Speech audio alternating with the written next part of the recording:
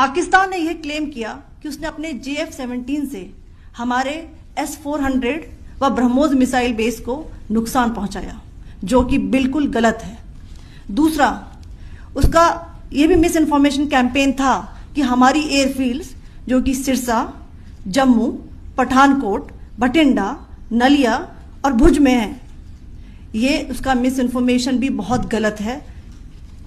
तीसरा, पाकिस्तान के miss information campaign के मुताबिक हमारे एम्यूनिशन डम्प्स जो चंडीगढ़ और बियास में है उसका डैमेज हुआ, यह भी बिल्कुल गलत है।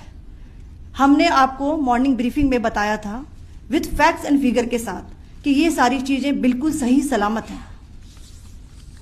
अब मैं आपको बताना चाहती हूं कि पाकिस्तान के एक प्रेस कॉन्फ्रेंस में ये बात की गई थी कि उनके सीनियर मिलिट्री ऑफिसर्स जो कि पूरी तरह से ये भ्रामक हैं और तथ्यों से दूर हैं कि पाकिस्तान की ओर से ये झूठा आरोप भी लगाया जा रहा है कि भारतीय सेना ने मस्जिदों को नुकसान पहुंचाया। मैं इससे बिल्कुल स्पष्ट करना चाहती हूं कि India is a secular nation और हमारी सेना भारत के कॉन्स्टिट्यूशनल वैल्यूज की एक बहुत प्यारी झलक है। इंडियन आर्म्ड फोर्सेस ने पाकिस्तान को बहुत भारी नुकसान पहुंचाया, उनके मिलिट्री इंफ्रास्ट्रक्चर्स को, चाहे वो लैंड एसेट्स हो या फिर उनके एयर एसेट्स। यही नहीं, इंडियन आर्म फोर्सेस ने पाकिस्तान की एयरफील्ड्स स्कर्दू, जकोबाबाद, सरगोदा और बुलारी को बहुत नुकसान पहुंचाया।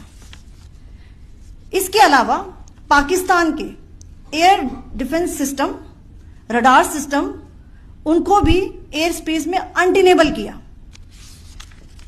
यह भी बताना चाहती हूं कि लाइन ऑफ कंट्रोल के पास पाकिस्तान के command and control logistic installations और उनके मिलिट्री इंफ्रास्ट्रक्चर्स, मिलिट्री पर्सनल्स का इतना भारी नुकसान हुआ कि पाकिस्तान की ऑफेंसिव व डिफेंसिव कैपेबिलिटी को नष्ट कर दिया गया। अंत में मैं फिर से ये बात दोहराना चाहूंगी, इंडियन आर्म फोर्सेस पूरी तरह से तैयार है, सतर्क है और भारत की संप्रभुता और अखंडता की रक्षा के लिए पूरी तरह से कमिटेड है।